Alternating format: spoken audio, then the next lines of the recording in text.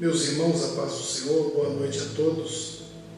Nós teremos que fazer na noite de hoje esse vídeo gravado e não ao vivo, porque tivemos alguns probleminhas técnicos aqui. Esperamos logo resolver isso para a próxima oportunidade podermos realizarmos esse trabalho ao vivo em tempo integral para os irmãos. Queremos neste momento levarmos a nossa vida em oração a Deus. Queremos convidar aqui nosso pastor Elias para fazer esta oração.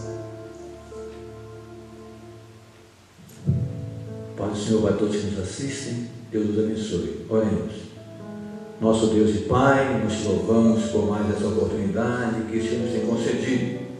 Que a Tua palavra, a Tua graça se estenda a todos que nesse momento, todos os lares que nos assistem, Senhor, com a Tua bênção e com a Tua graça, em nome de Jesus. Amém.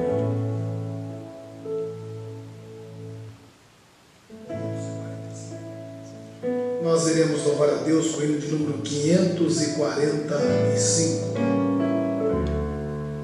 Nosso irmão Cristiano e Júlia.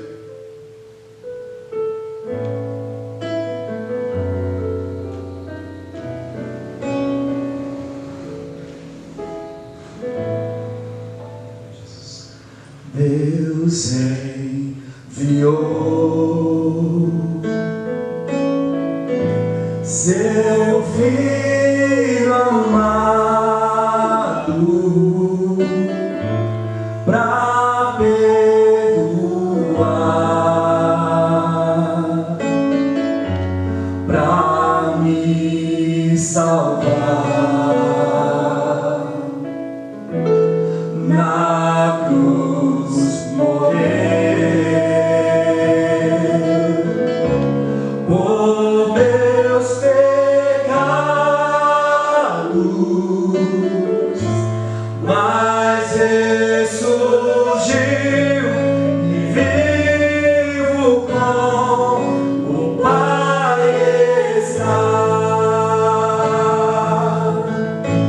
Porque vive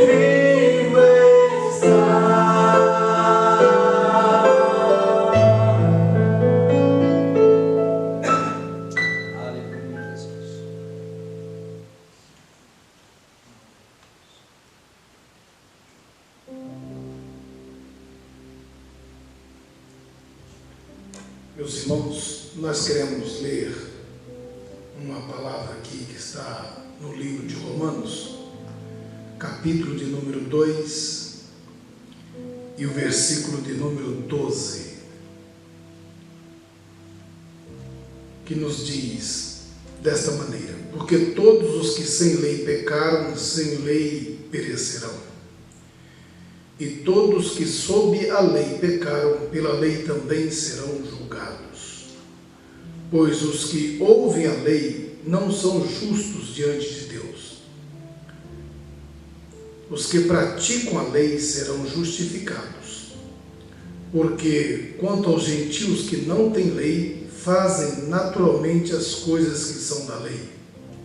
Não tendo eles lei, para si mesmo são leis, os quais mostram a obra da lei escrita em seus corações, testificando juntamente a sua consciência e seus pensamentos, ora acusando-os, ora defendendo-os, no dia em que Deus julgar os segredos dos homens, por Jesus Cristo, segundo o meu Evangelho.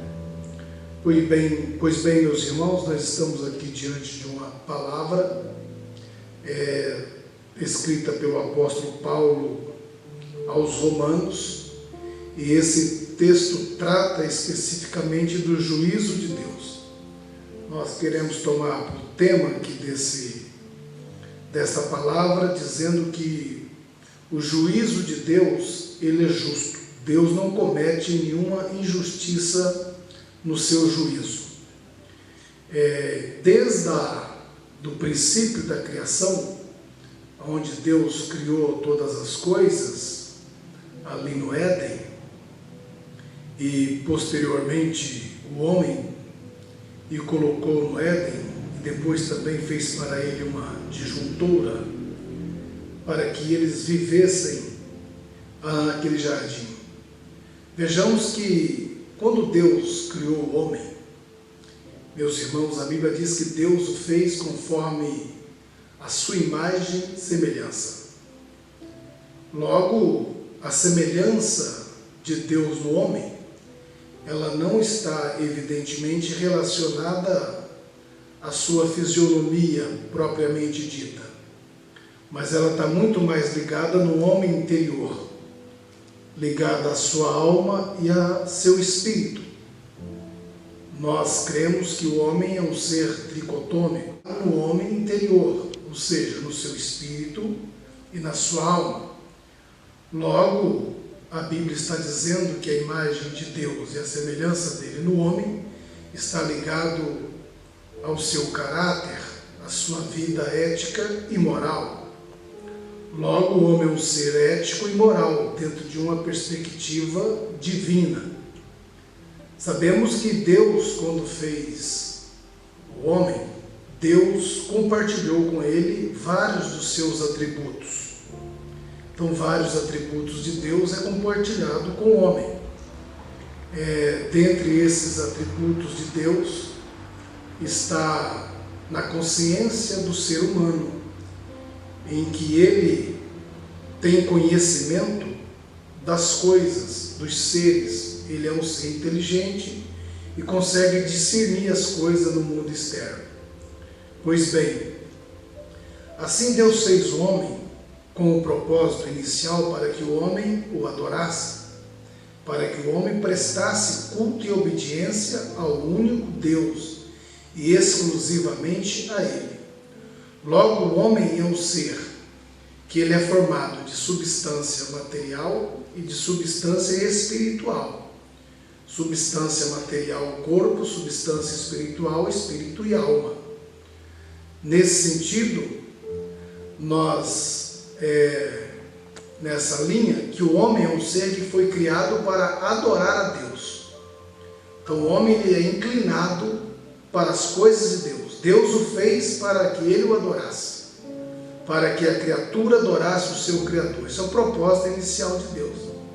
Isso é tão verdade que em todo o tempo nós observamos que o homem ele é um ser, como ele foi formado para adorar, crer, acreditar e exercer a sua fé, ele é levado sempre a acreditar em alguma coisa. Após a queda no Éden, o homem começou, em vez de adorar somente a Deus, o seu Criador, ele começou a adorar também outras criaturas, outros seres, começou a criar para si deuses. Enfim, hoje em dia é sabido de todos nós que existe várias crenças espalhadas pelo mundo.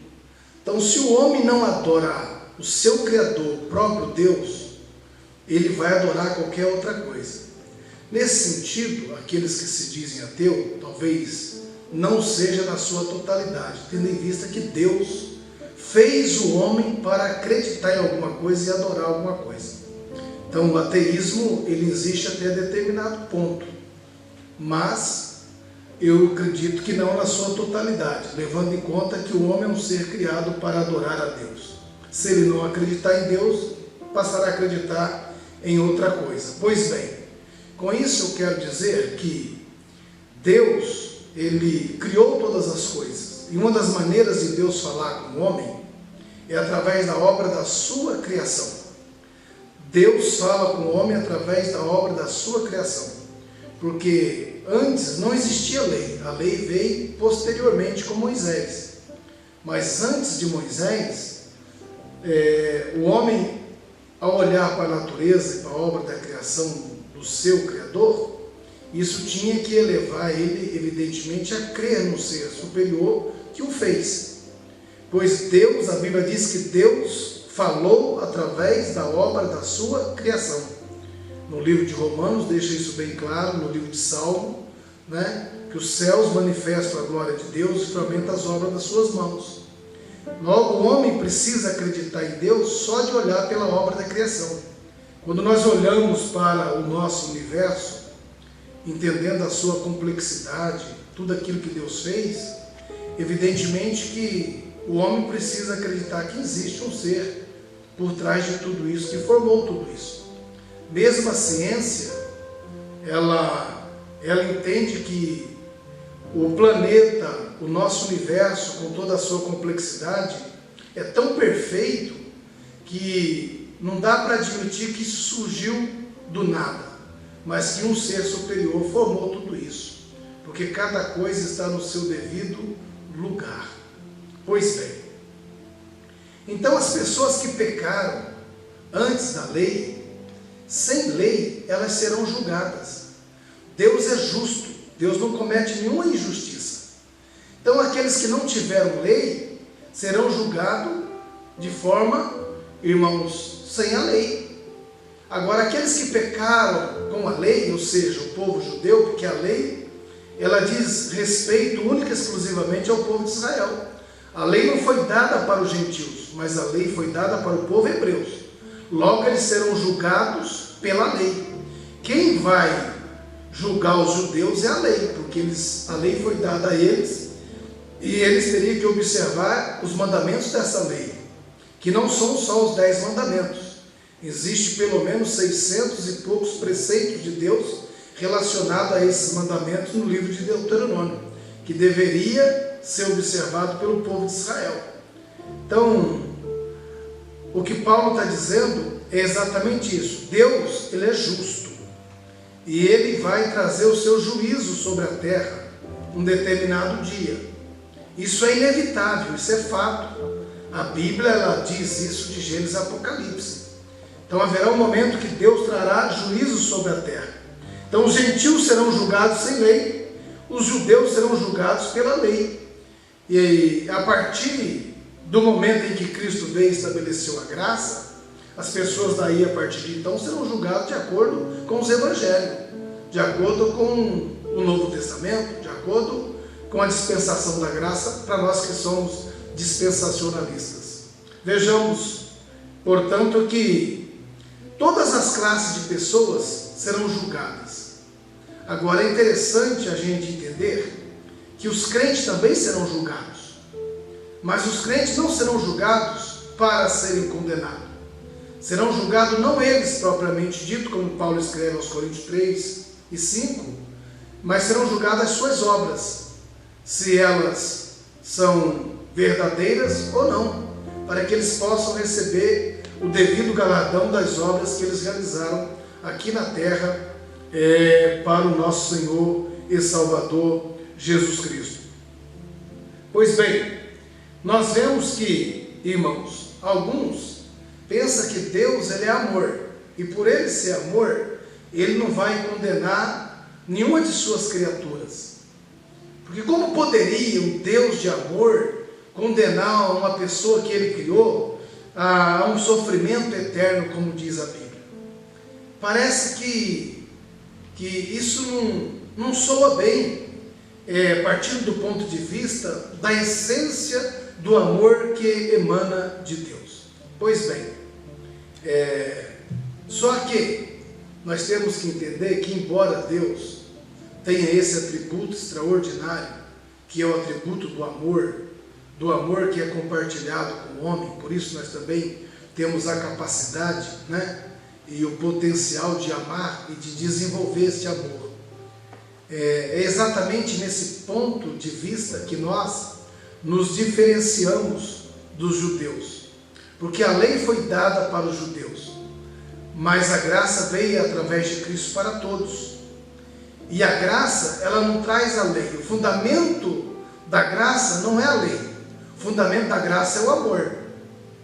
Por isso Deus amou o mundo de tal maneira que deu o seu Filho unigênito, para que todo aquele que nele crê não pereça, mas tenha vida eterna.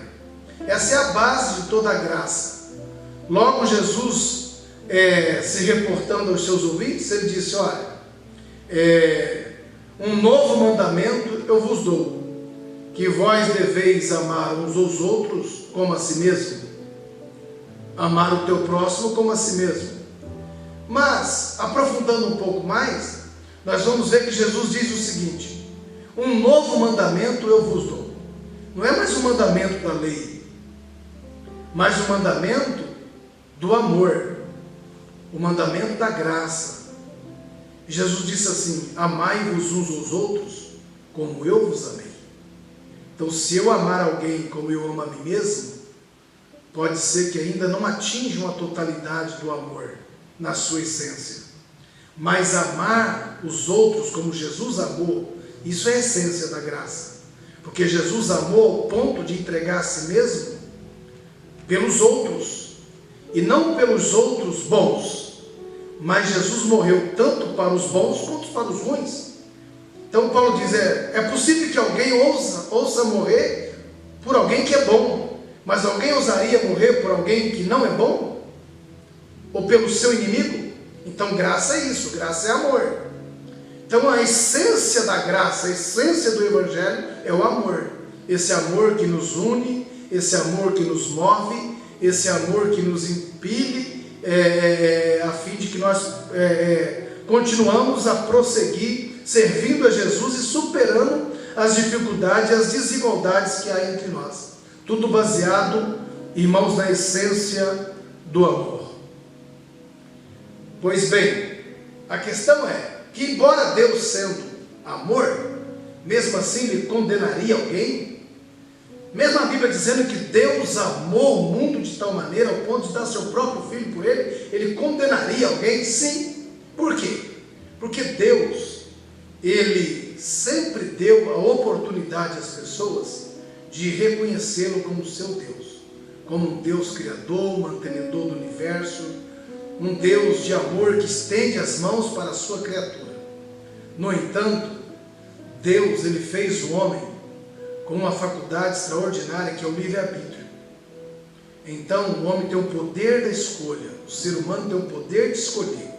Embora durante todos os milênios Deus tenha estendido as mãos para a humanidade, muitos dentre elas preferem não escolher a Deus.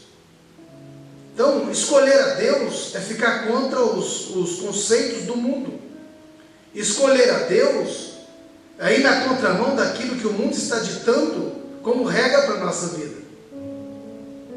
Escolher a Deus, então essa onda do relativismo, ela traz o conceito de que não existe uma verdade absoluta e que cada um tem a sua própria verdade. Mas quando nós olhamos para a palavra de Deus, nós descobrimos que ela é a única e exclusiva verdade.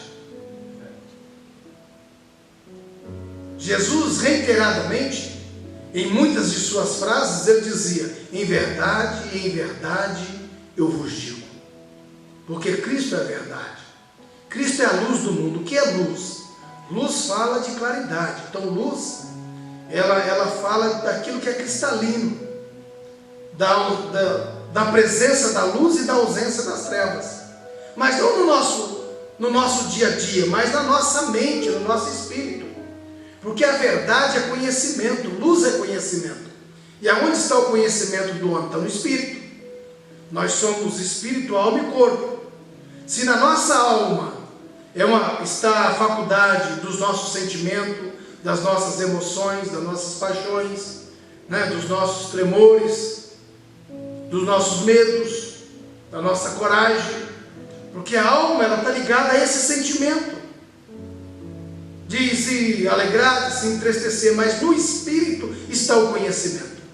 Por isso Deus nunca fala através da alma, Deus fala sempre com o homem através do espírito.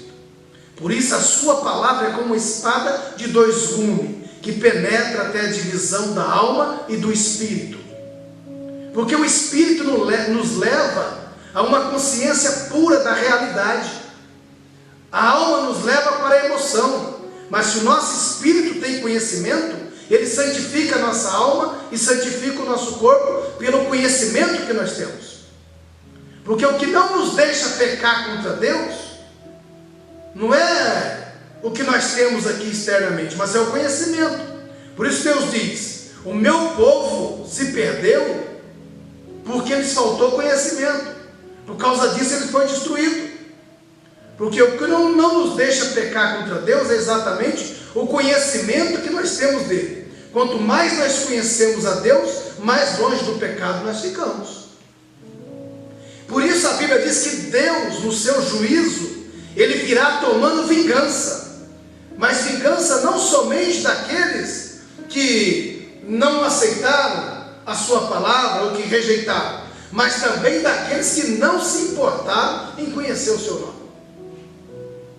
Porque Deus disponibilizou o seu conhecimento.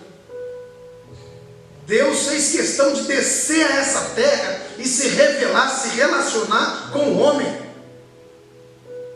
Olha o esforço extraordinário que Deus fez para resgatar o homem da sua vã maneira de viver em seus delitos e pecados, uma vez que ele estava caído, estava em queda. Então o Calvário veio para nos unir a Cristo, para nos unir a Deus, para nos religar a Deus. O Calvário, ele é expiação, o Calvário é redenção, o Calvário é transformação, o Calvário é renúncia.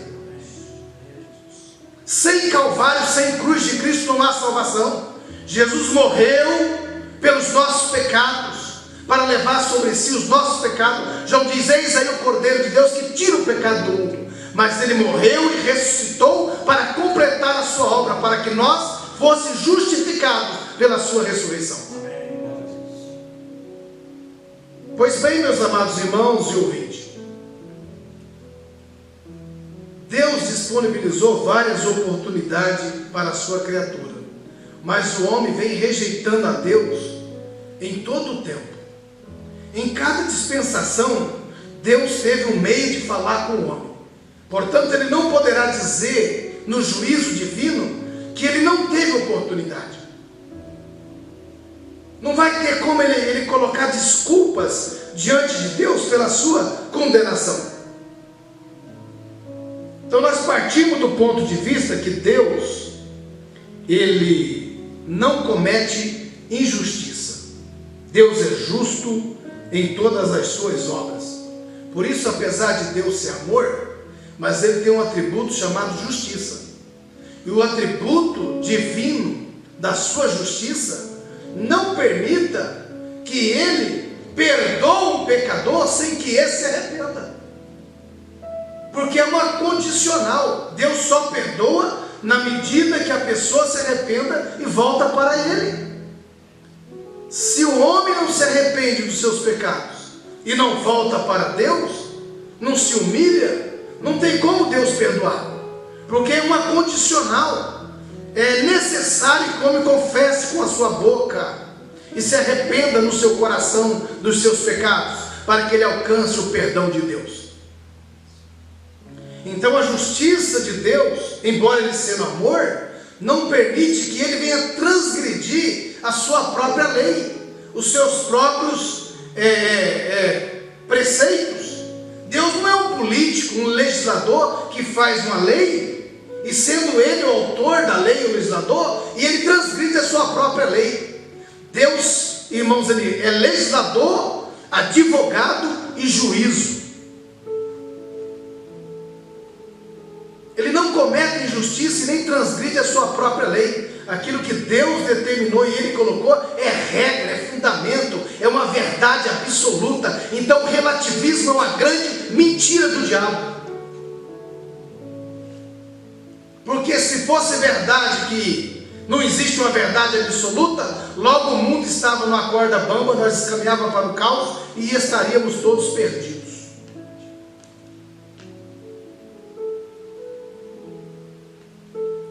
Por isso o juízo divino, ele não é um juízo coletivo.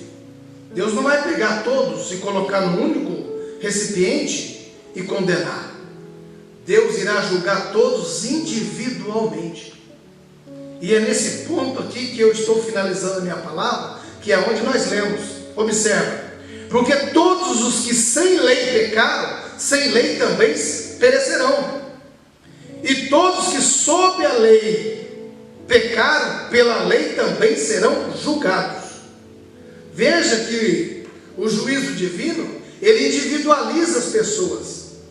Cada um será julgado individualmente.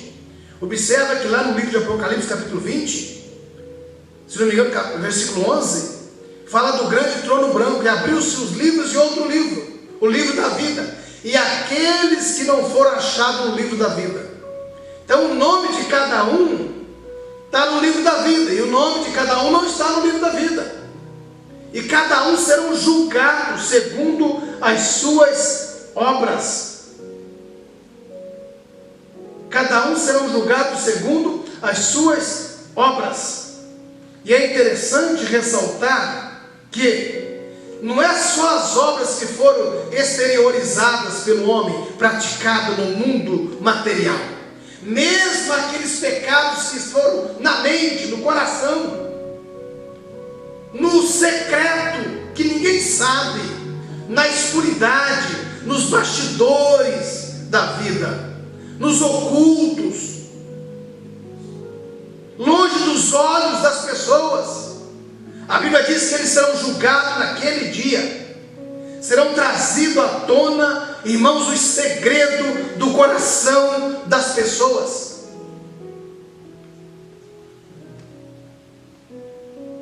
Será um julgamento tão profundo, tão minucioso, que ninguém poderá escapar desse juízo.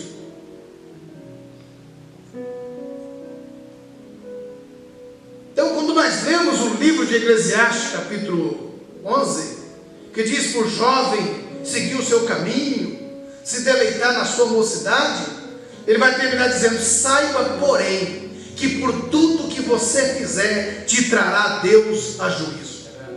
Agora, meu amigo, meu irmão, eu quero dizer para você, o amor de Deus hoje ele está derramado, ele está sendo oferecido. Cabe a mim e a você abraçar esse amor, aceitar esse presente de Deus, para evitar uma condenação de um juízo eterno, de uma separação eterna de Deus. O que Jesus veio fazer é religar o homem a Deus. A palavra religião, ela é derivada dessa etimologia do verbo religar. Jesus veio para nos religar novamente a Deus. Nos leva a crer que Jesus abriu um caminho da terra até o céu, para que eu e você pudéssemos ter acesso à presença de nosso Deus. Que você possa entregar a sua vida a Cristo, que você e a sua família se rendam a Jesus. O mundo está perdido e ele vai de mal a pior. A nossa vida aqui é apenas passageira e por algum tempo, mas para aqueles que aceitarem Jesus, terão o privilégio de viver com Ele eternamente e para sempre.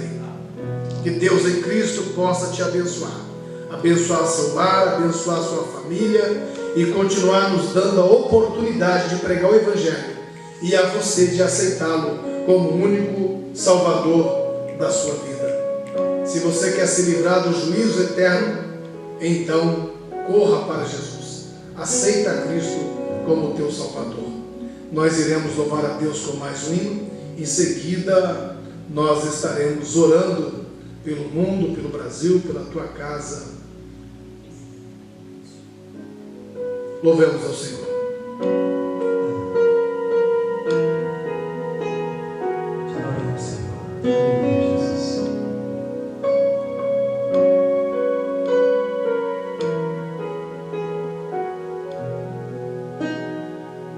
Antes de eu falar, tu cantava sobre mim. Tu tens sido tão bom pra mim. Não tinha valor, escudo valor. Tu tens sido tão bom.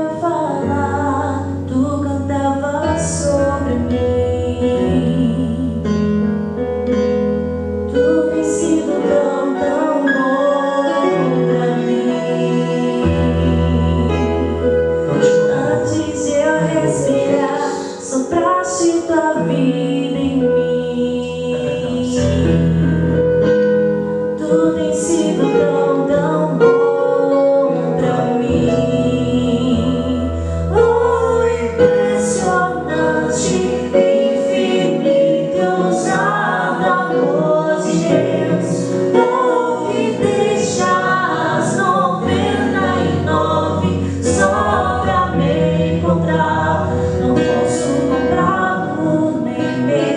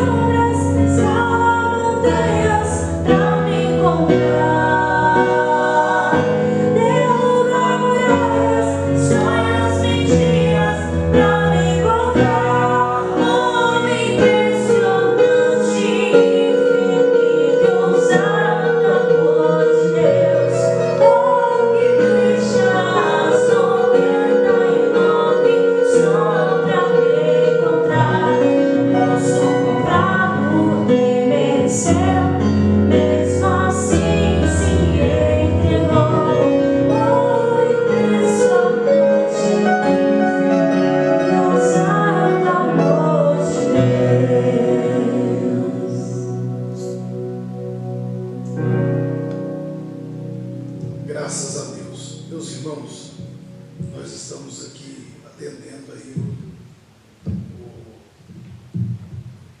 decreto, das nossas autoridades. E hoje nós estamos aqui em 8 pessoas e mantendo aí a devida distância umas das outras, E neste momento nós queremos orar com você e eu gostaria de pedir aos irmãos que são membros da nossa igreja Assembleia de Deus aqui do Ministério do Belém, na cidade de Vinhedo. Nós estamos realizando esse vídeo com a cobertura da bênção do nosso pastor presidente, pastor Silvio Donizete Pereira, pastor presidente do campo de Vinhedo. Ele nos autorizou a fazermos esse trabalho e nós estamos aqui, irmãos, porque existe uma necessidade nesse momento de turbulência que nós estamos vivendo e nós queremos trazer a cobertura de oração na vida dos nossos irmãos, que Deus venha trazer o máximo de conforto e auxílio possível na vida dos nossos irmãos neste momento tão difícil, bem como de toda a nossa sociedade. Meus irmãos, nós não poderíamos deixar aqui de passarmos para os irmãos para a contribuição, levando em conta que nós temos os nossos gastos, não estamos tendo culto, mas eu quero passar aqui o número da conta da igreja para que os irmãos possam fazer os depósitos dos seus dízimos e ofertas e pedir aos irmãos também que, se puderem, fazer um print e passar para o nosso secretário tesoureiro da igreja, nosso irmão Flávio Andrade. A sua contribuição é muito importante. O banco é Banco Bradesco, agência 323, conta corrente 620 85, dígito 8. Bradesco, agência 323, conta corrente 620 85, dígito 8. CNPJ 00.120.201, travessão 1000 ao contrário, traço 22. Então, os irmãos que puderem, faça lá a sua contribuição, a sua oferta, pois nós temos os nossos gastos, irmãos, os nossos compromissos mensais da igreja, contamos com a fidelidade, a generosidade sempre dos nossos irmãos, que sempre têm sido solidários e fiéis.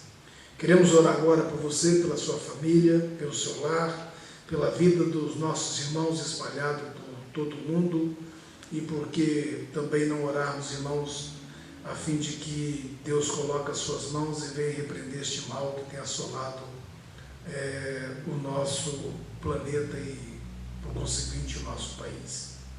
Querido Deus, Pai de nosso amado e Salvador Jesus, nós estamos aqui na Tua presença, Senhor. Deus eterno, Tu sabes de todas as coisas. Abençoa os Teus servos, Senhor, que continuarão sendo fiéis nos seus dízimos e oferta, Pai querido, tendo a consciência dos compromissos que a Tua igreja tem, ó Pai amado, e que precisam ser, Pai amado, Senhor, sanados com as ofertas e os dízimos dos irmãos. Dai a Tua bênção, Pai amado, sobre a vida de todos aqueles que têm ofertado e têm trazido o dízimo, Senhor, têm depositado. Dai a Tua bênção, Pai, o Teu cuidado, multiplica, Pai amado, as forças, a saúde, meu Deus, abre as portas, Pai amado, para a vida dos Teus filhos, abençoando e repreendendo todo o mal. Pai amado, nós oramos a Ti também, Senhor, neste momento, para que o Senhor venha abençoar os lares, as famílias da Tua igreja, protegendo-nos contra este mal que tem assolado, Pai querido, nosso país. Deus eterno, Tu és o Deus vivo, Tu és o Deus todo-poderoso. Tu tens o controle, o domínio, a força sobre todo e qualquer mal. Tudo está nas Tuas mãos. Nós cremos na providência divina do Senhor nosso Deus, que Tu has de colocar nas Tuas mãos, Senhor, repreender este mal, Pai querido, capacitar e dar sabedoria às autoridades, ó Deus, para que sejam tomados os devidos cuidados e que tudo corra bem para a glória do teu nome. Meu Deus e meu Pai, guarda toda a humanidade. Senhor, repreenda este vírus, repreenda este mal, Senhor. Traga conforto e tranquilidade na vida dos teus servos. Senhor, nós cremos, ó Deus, que tu és o nosso socorro e que se tu, Senhor, não guardar a cidade, em vão vigia a sentinela. Deus, tu és a nossa proteção. Cobre-nos com o sangue de Jesus Cristo. Proteja-nos e nos mantenha em segurança. Conserva-nos a tua presença, Senhor, até o dia da tua vinda. É o que nós pedimos em nome de Jesus. Amém. Que Deus abençoe a todos. Que o grande amor de Deus, a paz de nosso Senhor e Salvador Jesus e a comunhão do Espírito Santo de Deus seja com todos. Amém.